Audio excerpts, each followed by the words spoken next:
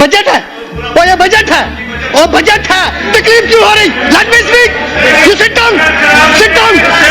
एक नैरेटिव कश्मीर में बनाया गया, नौजवानों को सड़कों पे लाया गया, एक नैरेटिव बनाया गया, नौजवानों को सरहद के पार भेजा गया। उसके बाद क्या मिला? जो उस नैरेटिव पर जम्मू और कश्मीर के मसले को हल करना चाहते थे, कहां है वो आज? सब कुछ लुटा दिया। वही मैंने कहा था, वाहे नाकामी मताए कारवां जाता। मैं बताता हूं आपको स्पेशल स्टेटस क्या है। Leader of the opposition sir, article 370 it defines the relationship, constitutional relationship between Government of India, between the Union of India and State of Jammu and Kashmir. Honorable Speaker sir, मैं आपके जरिए से honourable members जो उस side बैठे हैं और जो मेरी अपनी जमात के हैं, आप सबसे गुजारिश करता हूं कि ये एक लाइफ टाइम अपॉर्चुनिटी होती है किसी एमएलए के लिए। सारी जिंदगी की जिद्दोजहद के बाद किसी को मौका मिलता है इस हाउस में आके खड़ा होने का। बहुत सारे लोग इस हसरत में जिंदगी सर्फ कर देते हैं, पर यहां इस हाउस के अंदर मौका नहीं मिलता खड़ा होने का। आज के बाद नेक्स्ट बजट में मुझे मौका मिलेगा इस तरह बात करने का। सो गुजारिश ये है कि वो कहते हैं कि a government is as good as its opposition. जिस तरह ट्रेजरी बेंच की रेस्पॉन्सिबिलिटी है हाउस चलाने की, इसी तरह बिल्कुल honourable members of the opposition, उनकी रेस्पॉन्सिबिलिटी है हाउस चलाने में मददगार साबित होने की। हजरत अली का एक कौल है, बात करें ताकि आपकी पहचान हो सके। और कल जब ऑनरेबल चीफ मिनिस्टर साहब यहां बजट पेश कर रहे थे, उसके बाद जब मैं यहां से बाहर निकला, बहुत सारी चीजें अपोजिशन के लोगों की तरफ से मीडिया के जरिए मुझ तक पहुंची। और उसके बाद मैं सोच रहा था कि किस शख्स को मैं कोट करूं जो न सिर्फ ऑनरेबल चीफ मिनिस्टर साहब के लिए बल्कि हम सब के लिए एक रहनुमाई उसूल और एक इखलाकी मेयार कायम करें। तो मुझे हजरत अली का कौल याद आया, बात करें ताकि आपकी पहचान हो सके। और साथ में क्या कहा? कहा कि अपने उस दुश्मन के सामने अपनी सफाई कभी मत पेश करें जिसको आपका हसद हो, जिसको आपकी जेलसी हो, जो आपके कद को छोटा करना चाहता हो, जिसकी दुश्मनी की वजह खुदाई फैसले होते हैं, जिसकी ख्वाहिशात की तकमील वो सिर्फ हसद, बुग़्ज़ और तासुब की बुनियाद पे करना चाहता है, ऐसे आदमी के सामने सफाई नहीं पेश करें। और ना ही सफाई पेश करें अपने उस दोस्त के सामने जिसका आपको मालूम हो कि यह आपकी बात का एतबार करता है। लद्दाख, जम्मू और कश्मीर के अंदर ऑनरेबल उमर साहब पर एतबार करने वालों की बहुत बड़ी फरिस्त और बड़ी तादाद है। हमारे जो चीफ मिनिस्टर हैं, इन पे सिर्फ जम्मू कश्मीर और लद्दाख के लोग एतबार नहीं करते, बल्कि बड़े सगीर में कई ऐसे लोग होंगे। वाजपेयी साहब ने कहा था कि मैंने उमर साहब को इंडस्ट्री से निकाल के फॉरेन अफेयर्स में इसलिए भेजा कि मैं इनके अंदर वो स्पार्क देख रहा हूं जो इस मुल्क के लिए रहनुमाई करेगी। मनमोहन सिंह साहब ने उमर साहब की प्रेजेंटेशन के बाद कहा था कि मैंने अपनी जिंदगी में जो बेहतरीन प्रेजेंटेशंस आज तक मैंने देखी हैं, this is one of the best. हमारे पार, सरहद के पार हमारे दोस्त नहीं हैं। दुश्मन जब तारीफ करे तो समझना चाहिए कि कोई वजन की बात है। परवेज मुशर्रफ साहब ने कहा कि मैं कश्मीर के कई लीडरों से मिला हूं, लेकिन जो दानाई, दूरंदेशी, जो विजन मैंने उमर अब्दुल्ला साहब के अंदर देखा वो किसी और के अंदर नहीं देखा। जब कल वो बजट यहां पेश कर रहे थे इकबाल का एक बड़ा अजीम शेर, मैं आपसे गुजारिश करता हूं कि मेरी पार्टी का टाइम है, मुझे आज बहुत सारी चीजों की वजाहत करनी है, और जहां आपको यह लगे कि मैं कोई बेमकसद बात करता हूं, आप मुझे रोक देना। बाप का इल्म न बेटे को अगर अजबर हो, फिर पिसर काबले मीरास पिदर क्यों कर हो। कि अगर बाप के इल्म में से बेटे के किरदार में कोई क्वालिटी इनहेरिट नहीं होती, अगर शेख साहब की जो शख्सियत थी, जो कद था, जो विजन था, अगर आपको उमर अब्दुल्ला साहब की बॉडी लैंग्वेज से, इनके किरदार से, इनकी गुफ्तार से, इनके एटीट्यूड से, इनके बात करने के अंदाज से, इनके बर्दाश्त से इजहार नहीं होता, तो फिर ये उनकी लेगेसी के हकदार नहीं है। लेकिन जिस तरह का कंडक्ट उमर साहब ने सियासत में इस वक्त तक किया है, जिस बुर्दबारी के साथ, जिस तदब्बुर के साथ, जिस इखलाक के साथ इन्होंने अपने मुखालफिन के साथ रवैया रखा है और पेश किया है, उससे यह लगता है कि बाप का इल्म ना बेटे को अगर अजबर हो, फिर पिसर काबले मीरास पिदर क्यों कर हो। सो जो वो उस कुर्सी पे बैठे हैं, अगर ये फैसला मेरे तक होता या हम तक होता तो वो उस कुर्सी पे ना होते। ये फैसला कहीं और होता है, और आप इन फैसलों का इनकार कर सकते हैं। आप अपने रुतबे को इन तक पहुंचाने के लिए जायज तरीके की कोशिश कर सकते हैं, लेकिन इनको नीचे लाकर अपनी सतह पर कभी कामयाब नहीं होंगे, क्योंकि ये एक सिंसियरिटी बेस्ड पॉलिटिशियन है, एक ऑनेस्ट इंसान है। इसलिए जब ये बात कर रहे थे तो मुझे हैरत हुई। मैंने पहले कहा कि ऑपोजिशन का काम होता है कंट्रीब्यूट करना। जब पिछली बार बजट सेशन हुआ, उससे पहले उमर अब्दुल्ला साहब ने ऑपोजिशन वालों को भी, अपने साथियों को भी प्री बजट डिस्कशन के लिए बुलाया। हमारे सामने चैलेंजेस उस वक्त क्या थे, आज भी क्या है। सबसे बड़ा चैलेंज यह है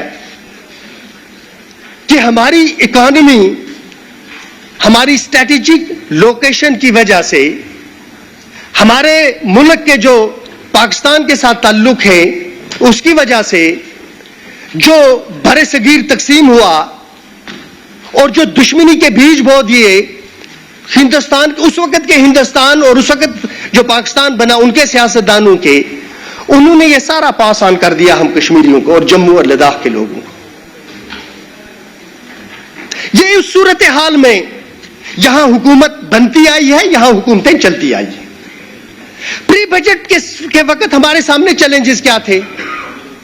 चैलेंज मैं अंडरलाइन करके ये बातें करता हूं। सबसे बड़ा चैलेंज क्या है? सबसे बड़ा चैलेंज ये होता है कि जब आप किसी नौजवान को ख्वाब दिखा के सड़क पे ले आते हैं, this is a very dangerous trend. You can build a narrative, build it, but how will you undo it? एक नैरेटिव कश्मीर में बनाया गया, नौजवानों को सड़कों पे ला दिया गया, एक नैरेटिव बनाया गया, नौजवानों को सरहद के पार भेजा गया।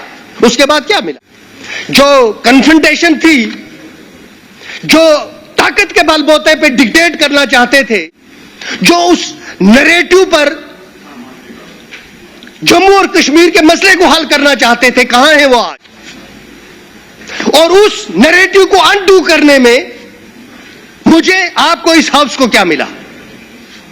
वाई नाकामी मताए कारवां जाता रहा, कारवां के दिल से एहसासे ज़िया जाता रहा, जिनके हंगामों से थे आबाद वीराने, कभी शहर उनके मिट गए, बस्तियां बंद हो गई। इस हाउस को क्या मिला उस कन्फ्रंटेशन के बाद? कश्मीर को क्या मिला उस कन्फ्रंटेशन के बाद? लद्दाख को क्या मिला उस कन्फ्रंटेशन के बाद? जम्मू को क्या मिला उस कन्फ्रंटेशन के बाद? नफरत, एहसास महरूमी, एक ऐसी सियासत जो लोगों को जोड़ने के बजाय तकसीम करती हो। एक honourable member, respected honourable member BJP के खड़े होकर कहते हैं, रिकॉर्ड पे आप चेक कर लेना, मैंने इंटरप्ट नहीं किया, मुझे वो इंटरप्ट नहीं करेंगे, कि हम तो आपसे नफरत करते हैं। ये कोई आम आदमी की स्टेटमेंट नहीं है सर। ये मजाक नहीं है कि एक ऑनरेबल मेंबर अपने असेंबली के तकरीर के दौरान यह कहे कि हम तो आपसे नफरत करते हैं। मैं जरूर उनसे यह पूछता कि इस नफरत की क्या वजह है। जवाब मेरे पास था, मैं कश्मीरी भी हूं, मैं मुसलमान भी हूं। इसके बाद तो कोई तीसरी वजह नहीं, हिंदुस्तानी आप ही हैं, मैं भी हूं। मैंने कहा कि 34 करोड़ आबादी थी 1947 में। नफरत कुछ सैकड़ों दिलों में थी जिन्होंने मुल्क को तकसीम करके रख दिया। आज ये नफरत मल्टीप्लाई हो गई है। You can not count it on fingers. आपके पास कागज खत्म हो जाएंगे, उन लोगों का नाम खत्म नहीं होगा जो नफरत का बीज बोते हैं, नफरत की सियासत करते हैं और इस मुल्क का धारा बदल दिया नफरत के रास्ते पे डाल के। हासिल क्या होगा? तासुब छोड़ नादा दौर के आईना खाने में। ये जो तासुब है इसने आदम को जन्नत से निकाल दिया। तासुब से क्या हासिल होगा? क्या है वो दावा जिसके पीछे दलील ना हो? हिंदू हो या मुसलमान हो, सिख हो या ईसाई हो, कौल और फेल में अगर फर्क है तो उसको मुनाफिकत कहते हैं, हिपोक्रेसी। क्या कहा कल सजाद साहब ने? सिवाय माजी की उन दास्तानों के, आप एमएलए बने, आप इस हाउस का मेंबर बने, आप बीजेपी के पहले एक मिनिस्टर रहे, उसके बाद सोशल वेलफेयर के मिनिस्टर रहे। आपको मालूम है कि जम्मू कश्मीर में जो रिजर्वेशन दी गई, पहाड़ी लोग, गुजर लोग, ट्राइबल्स इनके बड़े शुक्रगुजार हैं। He played a very vital role. उस वक्त ही सोचा इन्होंने कैबिनेट के अंदर, कैबिनेट के बाहर किसकी रिपरकशंस क्या होगी। इन्होंने उस वक्त सोशल वेलफेयर मिनिस्टर की हैसियत से बड़ा कलीदी रोल अदा किया इन्होंने। People are happy with him, Pahari speaking. लेकिन जब इन्होंने पहाड़ियों को और दूसरी कौमों को ऑन किया, आज डिसऑन क्यों कर रहे हो आप उन लोगों को? ये तो आपकी देन है। आपने कल कहा ऑनरेबल स्पीकर सर मेरे आई कांटेक्ट होगा तो बात होगी। ऑनरेबल स्पीकर सर कल इन्होंने बाहर कहा जो ये मेंबर सुसाइड हैं ट्रेजरी बेंच में, कहा कि इनको कुछ मालूम नहीं है, ये ऐसे ही तालियां बजाते हैं। आपको मैं बताता हूं कि most dangerous thing in this world is not ignorance, it is arrogance. तकब्बुर इंसान को जब जलील करता है तो तकब्बुर इंसान को जलील करता है। हम कुछ नहीं जानते, फिर आप यहां बैठे क्यों नहीं हैं? आपको जवाब देना पड़ेगा जब आपने कहा RSS is a reality in the politics of Jammu and Kashmir. मैंने कभी नहीं कहा, आपने कहा, आपने ऑन किया आरएसएस को। कहां हैं आप? उसके बाद वहीद परा साहब ने कहा कल कॉपी पेस्ट है और ये जो बजट है इसमें कुछ नहीं है, किसी के लिए कुछ नहीं है। वहीद परा साहब 20 साल जब आप स्कूल में होते तब मैं पीडीपी के लिए काम करता था, हमने बनाई, उसके बाद आप आए डिक्टेट करने के लिए। हम तो घोड़े थे, हमारी मंजिल ही नहीं थी। आप सवार बन गए, आप मंजिल आपको मिल गई। आपको क्या पता है हमने धोखे में, सच या झूठ में क्या जिदोजहद की है? आपको मालूम है कि जब मुफ्ती साहब ने इंडिविजुअल लेवल पर मेंबर्स को बुलाया और कहा यह हिस्ट्री है, लेट मी स्पीक, मैं कभी नहीं बोलता अगर ये सियासत को उस लेवल पर लेके ना जाते जिस पर ये इसको लेके गए। पोस्टमार्टम लाजमी है सर। जब मुफ्ती साहब ने इंडिविजुअल लेवल पर हम सबको बुलाया और कहा क्या करना चाहिए, मैं ईमानदारी कहता हूं, मुझ पर उनके एहसान थे। मैंने कहा जनाब आपके जूते की नोक जिस साइड होगी मैं उधरी हूं, और ये हकीकत थी। लेकिन कहा तो भी कुछ तो बताएं आप। मैंने कहा आप हुकूमत बनाएं और आपको बनानी भी है बीजेपी के साथ, लेकिन आप दिल्ली जाएं, डायरेक्ट मिले आप ऑनरेबल प्राइम मिनिस्टर साहब से, उनसे कहें कि जो पिछला इलेक्शन था यह हमने नफरत की आखिरी हद पर जाकर लड़ा है बीजेपी के खिलाफ और बीजेपी ने हमारे खिलाफ। अब ये अलायंस जम्मू कश्मीर में उसी सूरत में कामयाब होगा अगर आप इस हुकूमत के पीछे खड़े होंगे। अगर आप इस हुकूमत के पीछे खड़े नहीं होंगे, ये अलायंस आपको और हम दोनों को लेकर डूबेगा। 3 महीने तक बातचीत चलती रही। एक एजेंडा ऑफ अलायंस साइन हुआ। उस साइंड कॉपी आज तक इसलिए नहीं है कि वो साइन नहीं हुआ। मार्केट में आ गया एजेंडा ऑफ अलायंस। मैं बताऊंगा उसमें बड़े बड़े दावे थे। आज ये कहते हैं कन्फ्रंटेशन। मैं इनको बताता हूं सियासत क्या होती है। के वहीद परा साहब, ये बच्चों का खेल नहीं है। 1% है आप इस मुल्क की इकोनॉमी का और 1% है आप इसकी आबादी का, और उसमें भी जब आप कौमों को अलग तकसीम करेंगे तो कितने रहेंगे हम। मैं आपको बताता हूं प्रैक्टिकल पॉलिटिक्स क्या है।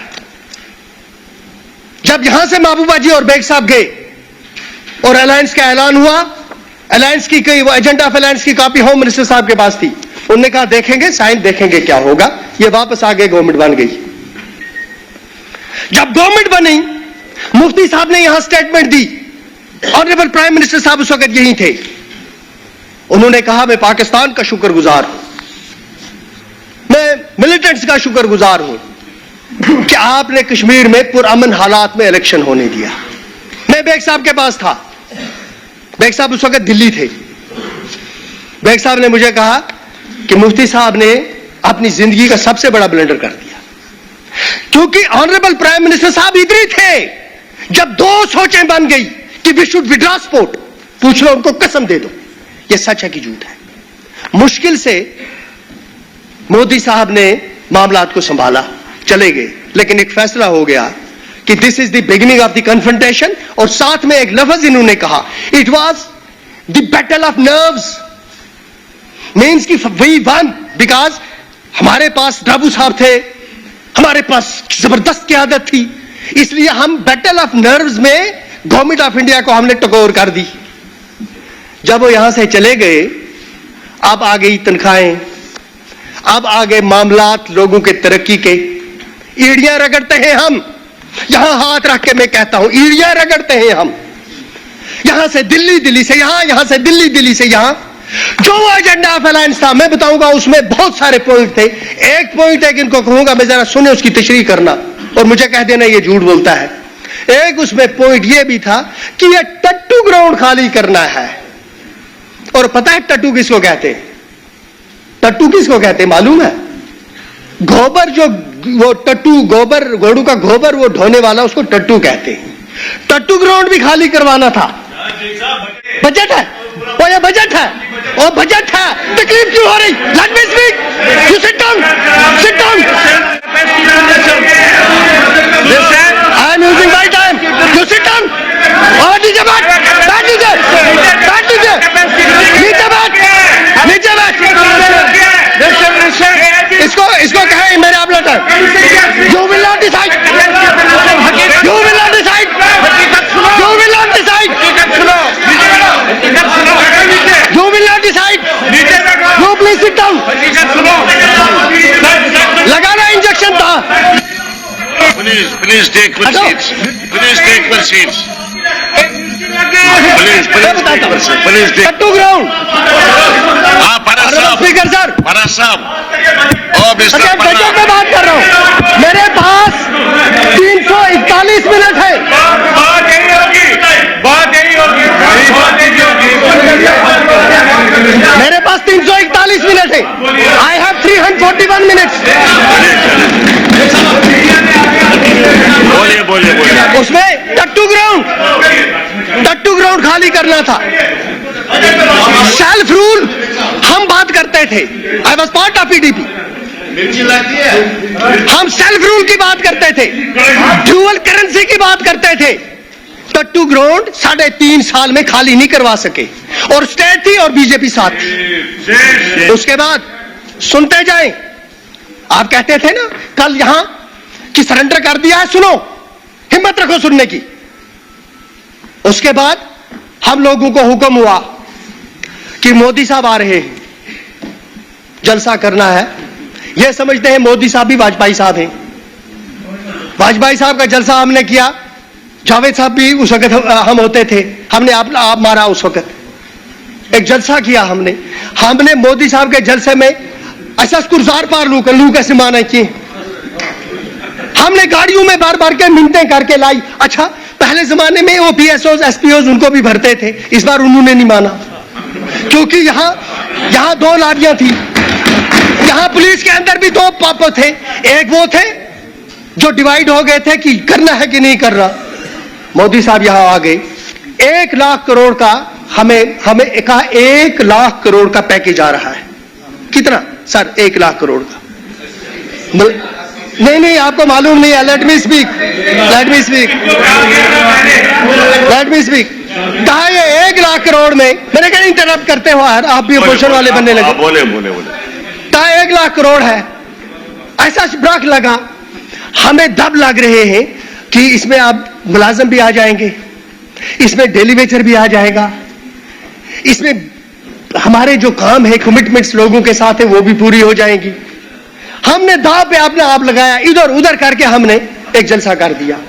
जलसे में मुफ्ती साहब जैसे टावरिंग आदमी उठे, उन्होंने ऑनरेबल प्राइम मिनिस्टर साहब को कहा कि इसके एक्सटर्नल डायमेंशंस हैं, इसके इंटरनल डायमेंशंस हैं, और बात हकीकत थी, झूठ नहीं था। अब जब प्राइम मिनिस्टर साहब उठे, उन्होंने कहा कि मुझे, आप खामोश रहे ना। उन्होंने कहा, प्राइम मिनिस्टर साहब ने कहा कि आप मुझे मशवरा मत देते जम्मू और कश्मीर पर, मुझे आपके मशवरे की जरूरत नहीं है। हम सब उस वक्त पीडीपी में थे और बीजेपी के साथ एक ही घोड़े पे थे, दोनों जमातें सवार। यूथ के लिए क्या हासिल किया, कितनी एम्प्लॉयमेंट जनरेट हुई, इससे पहले कि आप आज इस हुकूमत पर उंगली उठाएं, वो पिछले फिगर्स लेके आओ। जिस बुनियाद पर आपने एजेंडा ऑफ अलायंस में जो कमिटमेंट्स की थी, जब आप कल तकरीर करेंगे, आप उमर साहब पर उंगली उठाने से पहले उसको लेकर आए। अगर आप कहते हैं कि हमसे गलती हुई, हमें सजा मिल गई, आपसे गलती हो गई, आपको सजा मिल गई, अब आप क्या चाहते हैं, वही गलतियां हम करें? आपको एक चीज मालूम होनी चाहिए अपोजिशन वालों को, मैं बीजेपी के बारे में भी बात करूंगा, अपोजिशन वालों को मालूम होना चाहिए, हम सबको, कि कुछ तकाजे फितरत के हैं। और सियासत में चाहे हिंदू हो, चाहे मुसलमान हो, चाहे सिख हो, चाहे ईसाई हो, अगर उसको दीनी इल्म नहीं है थोड़ा बहुत, तो सियासत में कभी कामयाब नहीं हो सकता। हुजूर सल्लल्लाहु अलैहि वसल्लम की हदीस का मफहूम है कि आप पनाह मांगे कन्फ्रंटेशन से, 3 बार कहा, पनाह मांगे कन्फ्रंटेशन से, पनाह मांगे कन्फ्रंटेशन से। फिर कहा कि मोमिन वो है जो खुद को रुसवा नहीं करता। रुसवाई क्या है, उसकी पूरे कंटेक्स्ट में जाके पढ़ना। रुसवाई ये है कि जब आप जानते हो कि जिस सिमत में आप जा रहे हैं ये तबाही और बर्बादी के रास्ते के बगैर कोई रास्ता नहीं है, तो फिर उसका मतलब है आप खुद को खुद रुसवा कर रहे हो। आप चाहते हैं, कल कहा कि आप वहां गए, आपने शाल, आपको मालूम होना चाहिए हमारे प्रॉफिट सल्लल्लाहु अलैहि वसल्लम जब किसी जगह किसी को दावत भेजते थे, वो तोहफे भी साथ भेजते थे, कबूल भी करते थे। आप दुनिया में इंसानियत की बुनियाद ही इखलाकियात पर है।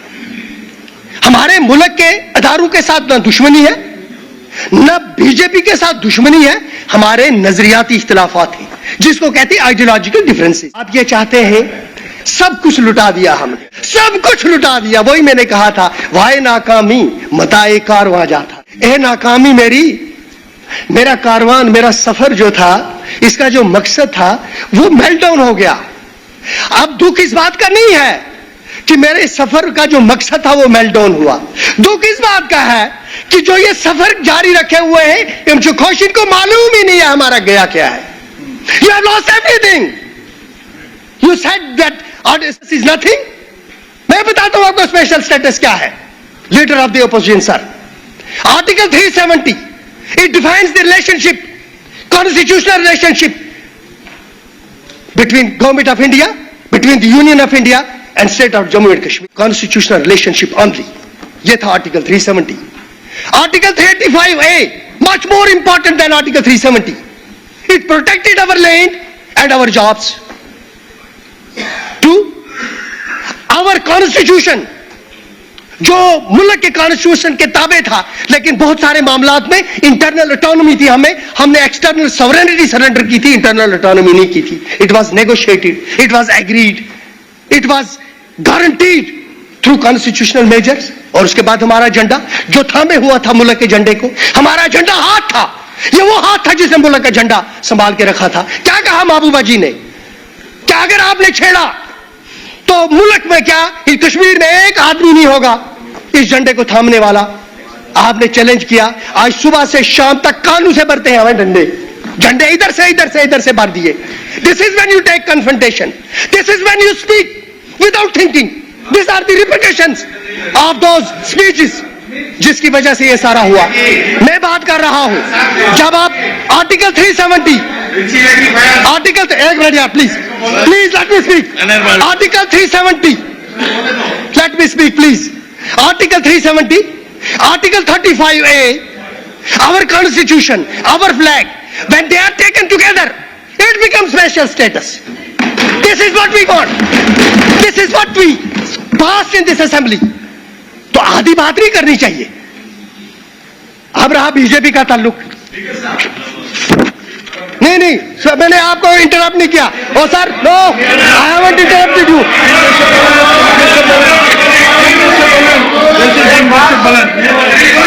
सुने आप अपनी बारी पे सर, आप अपनी बारी पे बोले. बारी आएगी, आप अपनी बारी पे बात करें. जरा यार थोड़ा पानी लेगा.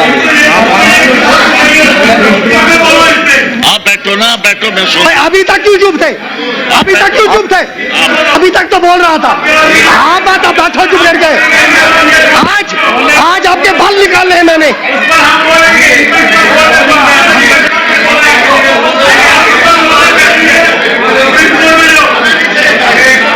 आप तो बैठो ना. ये खड़े हैं, आप क्यों खड़े हैं? आपका लीडर खड़ा है. आपने जाती एलओपी पर क्वेश्चन उठाया, मैं जवाब दूंगा. ऑनरेबल स्पीकर सर, ये जो 370 का पाठ पढ़ा रहे हैं, ये जो पढ़ के आया, हमें पता है 370 क्या है. ये जो इंटरनल ऑटोनॉमी और सॉवरेनिटी की बात करते हैं, चिल्लाने से ये बातें नहीं कि ये सच है. मैंने क्वेश्चन किया है जो वर्ड स्पेशल स्टेटस है. मैं फिर इस ऐवान में कहता हूं, अगर वर्ड स्पेशल स्टेटस आप इंडियन कॉन्स्टिट्यूशन में कहीं मुझे दिखाओगे इन टर्म्स ऑफ J&K, मैं हर सजा भुगतने को तैयार है. इस चिल्लाने से व्हाट इज स्पेशल स्टेटस कहां है? बैठ जाए, आपको समझ में नहीं आएगा. You will not understand it. You will not understand it. अच्छा, तशरीफ रखिए. आप तशरीफ रखिए. चले आगे. आपकी बात. बैठ जाए स्पीकर साहब, बैठे प्लीज, बैठे. हाउस को ऑर्डर में लाए. आप तशरीफ रखिए. सर हाउस को ऑर्डर में लाए. आपकी बात आ गई. आप सर सुने, आज मुझे पार्टी का टाइम है. Late me speak. यार ये पार्टी है, 50 असेंबली मेंबर है इसके. आपको क्या पता है पार्टी क्या है? सर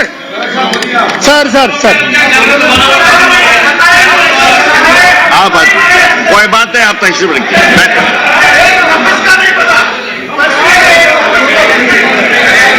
इसको बोलो बैठो यार बैठो. मिनिस्टर साहब आप बैठो यार.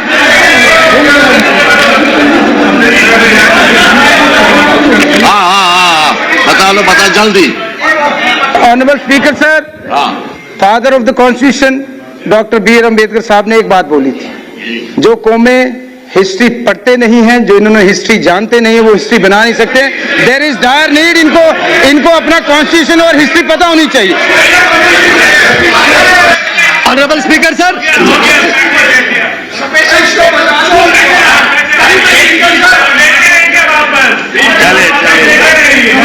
इरफान साहब बैठो यार.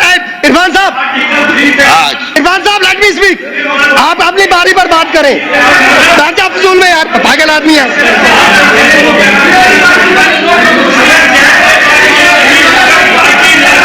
आज इनको मैं चितौर करूंगा.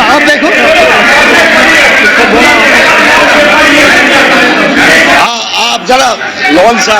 नहीं, बात सुने यार, बात सुने लोग। बैठे बैठे तशरीफ रखिए, तशरीफ। आप बैठे ना, मैं बताऊंगा। आप बैठो नीचे, मेहरबानी करके आप बैठे। आप कोई नहीं मारेगा यार, आप भरोसा रखे।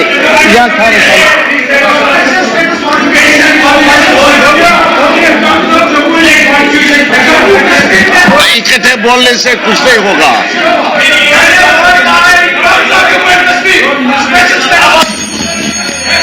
चले, आप तशरीफ रखिए। सीखो फिर। आप तशरीफ रखे ना, मेहरबानी करके तशरीफ। मैंने देखो पुलिस साहब यार, मैं कमजोर पड़ गया। पुलिस साहब, पुलिस टेक प्रोसीड। मैंने आपको पहले ही बताया है, बजट पर बहस होगी, सबको मौका मिलेगा। अपनी अपनी बारी पर आप वजाहतन बात कर सकते हैं, बीच में बात करने से कोई फायदा नहीं है। चलिए,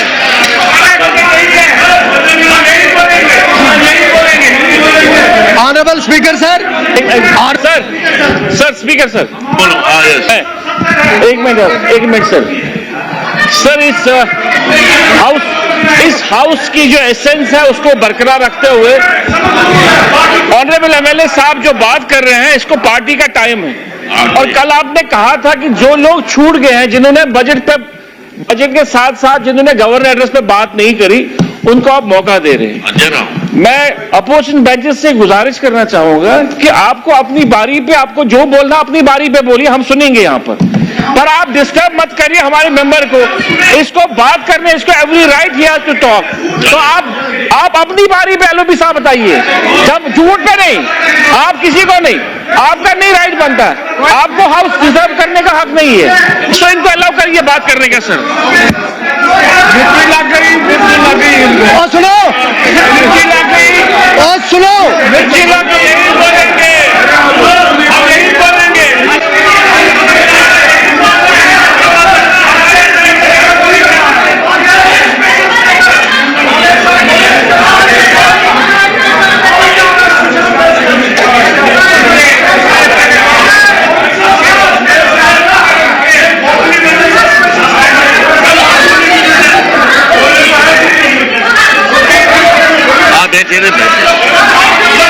बैठे, मैं बताता हूँ। आप तशरीफ रखिए ना, तशरीफ।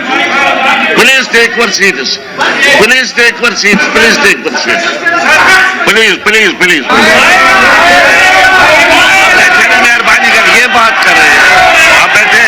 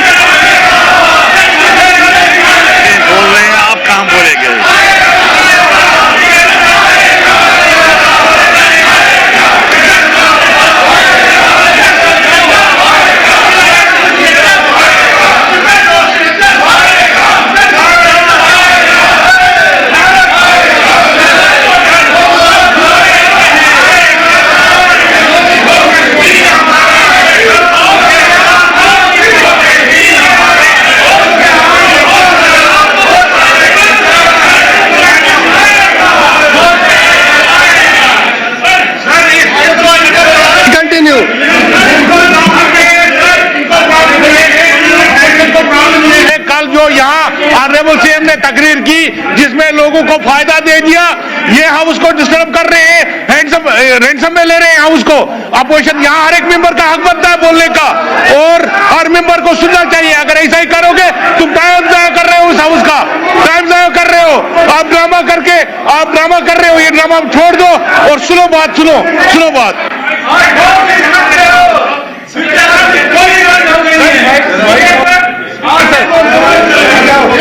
सर,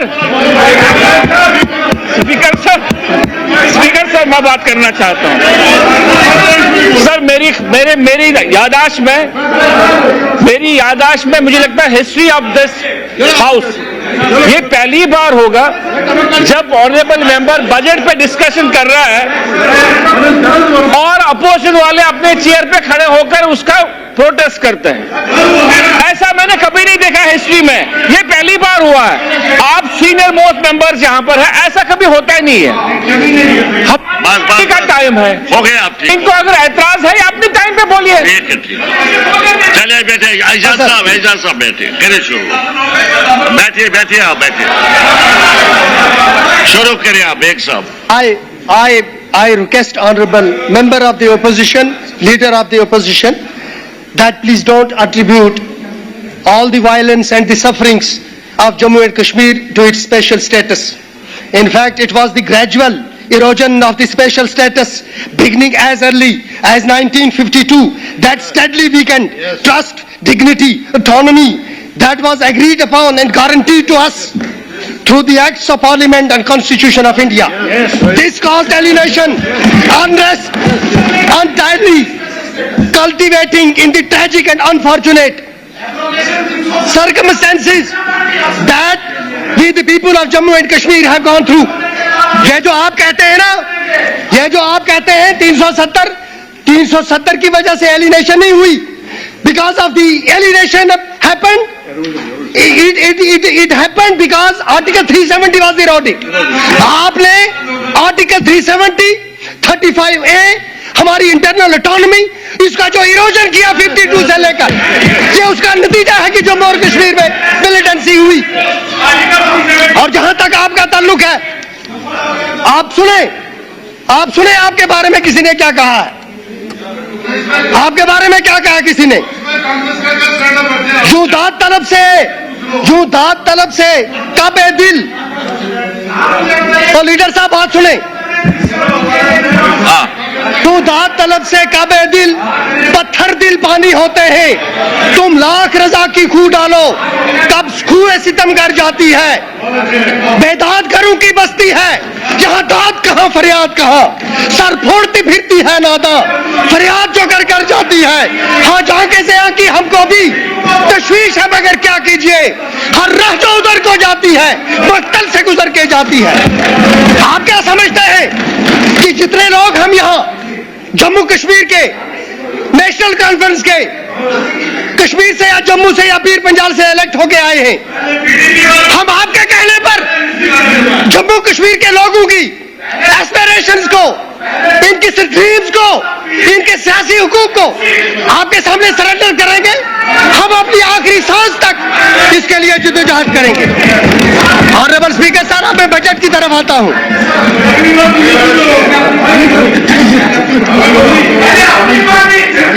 ऑनरेबल स्पीकर सर, बोलिए। साथी जो बैठे हैं, कल से सबसे ज्यादा जिस चीज को ये फैला रहे हैं वो क्या है? क्या? पहले मैं इनको कुछ चीजें, इस वक्त सजाद साहब यहां होते वो कह रहे थे इनको कुछ नहीं मालूम, आज वो बाहर क्यों रहे, आज उनको मालूम हो जाता उनको भी। पुरानी दास्तानों के अलावा भी बहुत सारी चीजें होती हैं। बहरहाल सेंट्रल ग्रांट्स जो होती हैं, मैं इनके बारे में पहले बात करूंगा बजट के हवाले से। जो सेंट्रल ग्रांट्स हैं, आपको क्या लगता है कि ये unique, this is unique about Jammu and Kashmir? ये सेंट्रल ग्रांट सिर्फ जम्मू और कश्मीर को मिल रही है, जो बाकी रियासतें हैं वो हवाखोरी पे चल रही है। बात तो सुनो यार, हैव पेशेंस, अभी पूरी टकोर नहीं हुई, अभी टकोर आगे है, चलते जाए यार। जो टैक्स आप जमा करते हैं उसमें से आप हमें क्या देते हैं? आप टैक्स में से सेंट्रल शेयर 39% आपका है, ये आप सिर्फ हमको नहीं देते हो, आप टैक्स कलेक्ट करते हो। और गवर्नमेंट ऑफ इंडिया क्या है, ये आप लोगों ने गवर्नमेंट ऑफ इंडिया को कन्फाइन रखा है बीजेपी तक, कन्याकुमारी से लेकर करना के उस गांव तक जिसमें प्लेबिसिट हुआ था कि आप पाकिस्तान का हिस्सा बनेंगे कि हिंदुस्तान का, और उस गांव ने हिंदुस्तान का हिस्सा बनने का फैसला किया था। गवर्नमेंट ऑफ इंडिया की रीट वहां तक चलती है और जिम्मेदारी भी वहां तक बनती है, फाइनेंशियल भी और पॉलिटिकल भी। लिहाजा जो आप ये समझते हो कि government of India is there because of you, you are here because of them, you are here because of them, because of Modi साहब। You should be thankful to him.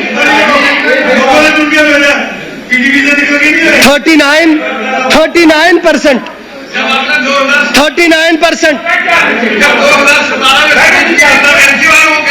बिल्कुल। बात सुनो, बात सुनो। पीडीपी की नीयत ठीक नहीं है जो वो हमारी, आप देखें सर, आप देखें, let me see, आप देखें, आप पहली बात, आप बैठो ना, मेहरबानी करके। Let me speak. पहली बात ये कि जो सेंट्रल शेयर है, this is not about Jammu and Kashmir only, it goes to every state, every union territory. सो इसमें अगर आप बंद करवाना चाहते हैं, जाके बंद करवा दें, और उसमें भी मैं बात करूंगा, जरूर सुननी पड़ेगी आपको।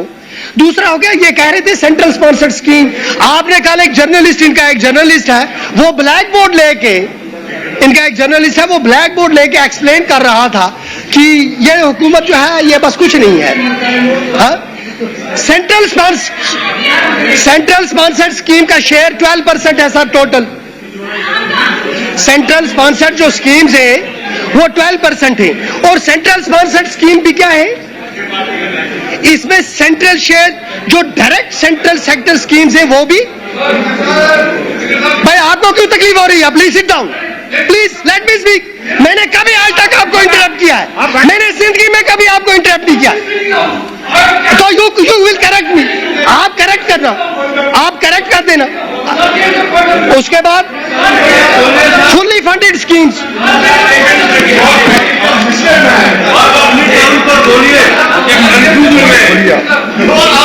हमारी अपनी जो टैक्स कलेक्शन है वो 18% है, और बोरोइंग हमारी 15% है। अब आप सुने साहब, you are not the only educated person here. We are more educated and qualified than you. आप भी तकरीर करेंगे, आप भी तकरीर करेंगे। मैं कहता आपको भी तकरीर करनी है, उसको फिर बताइए क्या बोलते हैं। बैठे बैठे, फिर आपको भी ये बोलने नहीं दे देंगे। बैठो ना, जब ये तकरीर करेंगे उसके बाद आप करो, कोई एतराज नहीं है। Thank you sir. चलिए चलिए चलिए, बेग ये देखो, प्लीज सिट डाउन। चलिए। अब सर, जो ये सेंट्रल, ये जो total central direct sponsored schemes है वो सारे मुल्क में है, और 12% वो यहाँ भी है, जिसमें PMGSY आ गया, CRF आ गया, या हॉर्टिकल्चर एग्रीकल्चर सेक्टर में जो वो डायरेक्ट 2-2 हज़ार रुपया या क्या देते हैं, ये वो स्कीम्स है, और ये भी यहाँ ही नहीं है, सारे मुल्क में है। अब जिस तरीके से अपोजिशन वाले ये बात इस्तेमाल कर रहे हैं कि ये सारे का सारा जो है सेंट्रल फंडेड है, अब फर्ज करें एक लम्हे के लिए ये मान लेते हैं कि हमें जो भी पैसा मिलता है वो मुल्क की वजह से मिलता है और मुल्क से सारा पैसा आता है। एक फर्ज करें ये, अगर ये आता भी है, क्या जम्मू और कश्मीर हिंदुस्तान नहीं है? ये पहला सवाल है। जम्मू और कश्मीर के हवाले से सबसे ज्यादा जिम्मेदारी जिन रियासतों के हवाले से, ये यूनियन टेरिटरीज के हवाले से मरकज की हुकूमत की है, उसमें सरफहरिस्त जम्मू कश्मीर आता है। क्यों? Because of its strategic location. एक बॉर्डरिंग स्टेट, एक तरफ आपको चाइना है, दूसरी तरफ आपको पाकिस्तान है। पाकिस्तान हमारे उस कश्मीर में इंफ्रास्ट्रक्चर डेवलप कर रहा है, चाइना हमारे इस साइड इंफ्रास्ट्रक्चर डेवलप कर रहा है। उनको कोई ताना नहीं देता, उनको वहां के जमातों के लोग ताना नहीं देते कि ये आपको पर कोई एहसान कर रहा है। इस पर मैं आपको एक मिसाल देता हूं। सर, आपको मालूम है सिंगापुर और मलेशिया ये इकट्ठे हुआ करते थे, और जो मलेशिया है वहां एक सोच बन गई कि ये सिंगापुर हम पर बोझ है, इनका पानी भी अपना नहीं, हमारी इकॉनमी को ड्रेन करते हैं, और कुछ सियासतदान वहां ऐसे उठ गए जो हर बात पर सिंगापुर वालों को ताना दें, आप बोझ हैं, बोझ हैं, बोझ हैं। और इसके साथ एलिनेशन बढ़ते बढ़ते फाइनली यह हुआ कि उन्होंने सिंगापुर को अलग कर दिया। और सिंगापुर ने क्या किया, उन्होंने ह्यूमन रिसोर्स डेवलपमेंट में अपनी सारी एनर्जी लगा दी। आज मलेशिया से सिंगापुर की इकोनॉमी बेहतर है। मैं यह कहना क्या चाहता हूं, मेरी बात सर दर्द है एक, वो सुने, मेरी अर्ज सुने आप, और उनसे भी रिक्वेस्ट करता हूं सुने। जम्मू और कश्मीर में हमारी सारी इकोनॉमी का दारोमदार है यहां की सियासी सूरत हाल पे, जिसके हम जिम्मेदार नहीं हैं।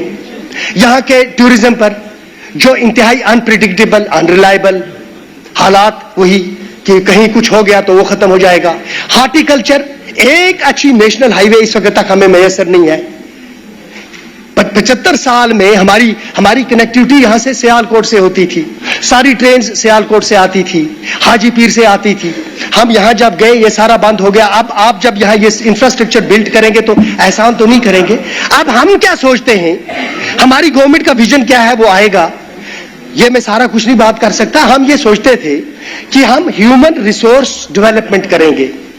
जम्मू कश्मीर में ऐसे लोग, ऐसे नौजवान हैं कि अगर इनको हम ट्रेन करें, इनको हम एजुकेट करें, हमारे एजुकेशन सिस्टम में इस तरह के स्ट्रक्चर को बिल्ड करें जिसकी वजह से यहां के नौजवान मुल्क की मुख्तलिफ रियासतों में जाए, कोई बम्बे में जाए, कोई कलकत्ता जाए, कोई आसाम जाए, कोई कहीं जाए, लेकिन करें क्या? मुझे बताएं, जब मेजॉरिटी कम्युनिटी के अंदर या एक गवर्नमेंट के इंस्टीट्यूशंस के अंदर इतनी रेडिकलाइजेशन हो जाए कि जहां पर आप जाएं एक शाल बेचने वाला, मजदूरी मुशक्कत करने वाला, जब उसको उसके मजहब की वजह से या उसका कश्मीरी होने की वजह से पनिश किया जाए। मुझे यह बताएं कि हमारी इकोनॉमी किस तरह से उस सतह पे जाके ग्रो करेगी जहां अपने मुल्क के अंदर जो इंस्टीट्यूशन हैं उनमें हमारे कश्मीरी स्टूडेंट्स को ताज्जुब की नजर से देखा जाए। आप इससे अंदाजा लगाएं कि जो ये मेडिकल कॉलेज का जो इशू हुआ, इसमें आप देखें, इसमें मजहब को तलाश किया गया। इसमें ये इस लेवल पर गए कि इसको डी रिकॉग्नाइज कर दिया जाए। ये कश्ते ही जला देंगे, मगर इसमें हम मुसलमान को नहीं चढ़ने देंगे। हम भी इसी किनारे पे सारी उम्र गुजार देंगे, पार हम भी नहीं जाएंगे, पार चूंकि मुसलमान भी इसमें बैठेगा, इसको नहीं जाने देंगे।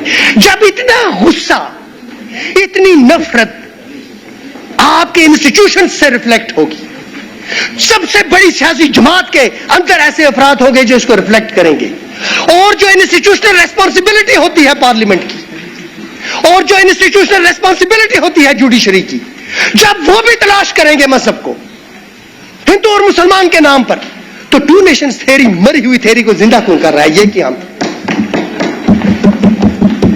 मैं इनसे गुजारिश करता हूं कि एक ही तरीका है इस सफर को आगे जारी रखने का। जो तू समझे तो आजादी है पोशीदा मोहब्बत में, गुलामी है असीर इम्तियाज मावतू रहना। एक ही तरीका है कि यह मुल्क आगे बढ़ेगा, तरक्की करेगा, वो ये है कि आप माजी को भूल जाएं। आपको मैं बताता हूं सर, इनको भी मालूम होना चाहिए, हिंदुस्तान के जो बड़े जबरदस्त लोग हुए हैं उसमें अशोका द ग्रेट एक थे। अशोका ने हुकूमत जब हासिल की, अपने भाइयों को एग्जीक्यूट किया, 100 भाइयों को उसने कत्ल किया, फिर जाकर उसको हुकूमत मिली। औरंगजेब साहब ने अपने भाई को एग्जीक्यूट किया, दारा शिकवा को, अपने बाप को जेल में रखा इक्तिदार की खातिर। जब कोई इक्तिदार में होता है उसका कोई मजहब नहीं होता सिवाय इक्तिदार के। जो हिंदुस्तान में हमलावर आए, मैं उनमें से किसी को भी मुसलमान तस्वुर नहीं करता। जहां आए अगर उन्होंने ज्यादतियां की है, अल्लाह उनकी पकड़ करेगा, अल्लाह उनको जलील कर देगा, उस दुनिया में रुसवा करेगा जिन्होंने मजहब के नाम पर जहां आके लोगों के साथ जुल्म किया। लेकिन जब आप ये कहेंगे कि तारीख को हमने दोहराना है, जो किसी दौर में किसी मुसलमान से गलती हुई, हुक्मरान से, हमने उसका बदला आज के मुसलमान से लेना है, तो मुझे यह बताएं उसके बाद हम आपके बारे में क्या राय कायम करें। रहा इस इंस्टीट्यूशन का सवाल इसमें बात करनी होगी कि या नहीं करनी होगी। मुझे ऐसे लोग आते हैं, जाते हैं, आते रहेंगे, जाते रहेंगे, लेकिन जिस तरह आप इस हाउस को ट्रीट कर रहे हो, जिस तरह आप जम्मू कश्मीर को ट्रीट कर रहे हो, जिस तरह आप यहां से वहां जाकर गलत बयानी से काम लेते हो, यह आपके शान निशान नहीं है। 2 मिसालें मैं दे दूंगा सर। एक मिसाल, मेरे इनके साथ बड़े करीबी तल्लुकात हैं, वो सामने बैठे लीडर ऑफ द अपोजिशन। इन्होंने अपनी तकरीर में लास्ट टाइम कहा कि मैं आपको मुबारकबाद देता हूं कि आपने हिंदुस्तान के आईन के तहत हलफ उठाया। यहां से शोर उठा, भाई हम आज तक फार्म भरते हैं, हिंदुस्तान के आईन हमारा मुल्क है, उसके आईन का हलफ नहीं उठाएंगे तो किसका उठाएंगे?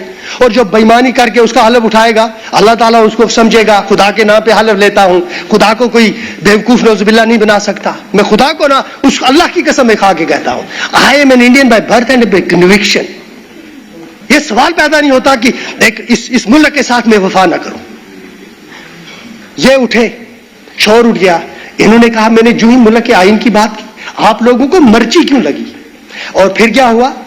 बाहर जाकर सर तरफ यह फैला कि जो एमएलए हैं नेशनल कॉन्फ्रेंस के, इन्होंने हिंदुस्तान के आईन के नाम पे शोर मचाया। जनाब, आपने मिसलीड किया। वक्ती तौर आपको इसका फायदा हुआ होगा, वक्ती तौर आपने कन्वे कर दिया होम मिनिस्टर साहब को, जनाब मैंने बात की थी मगर मुंतशिर सुधरा, अभी ये सुधर नहीं रहे हैं, है ना? वहां दूसरी बात मैं आपको बताता हूं, मेरे छोटे भाई हैं वहीद बरा साहब। देखिए, मैं इनको एक और बात भी आज यहां बताऊंगा, उसी के साथ तकरीर खत्म करूंगा।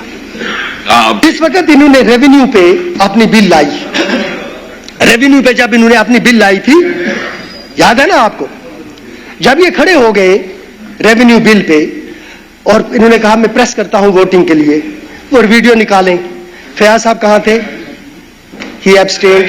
No sir, you are outside. Waheed बरा से पूछ लेना, ये जो थे ये यहां नहीं थे। आप वीडियो निकाल लेना, अगर होंगे तो मैं माफी मांगूंगा, पर ये नहीं थे, इनमें से कोई यहां नहीं था। वहीद बरा साहब अकेले थे यहां। अगर ये थे भी, ये शासन छप खरीद है, एफर्ट खरीद का नाराज करूं, इसको आपको पता है, इसकी अपनी मजबूरियां हैं। चलिए सुने, हो गया।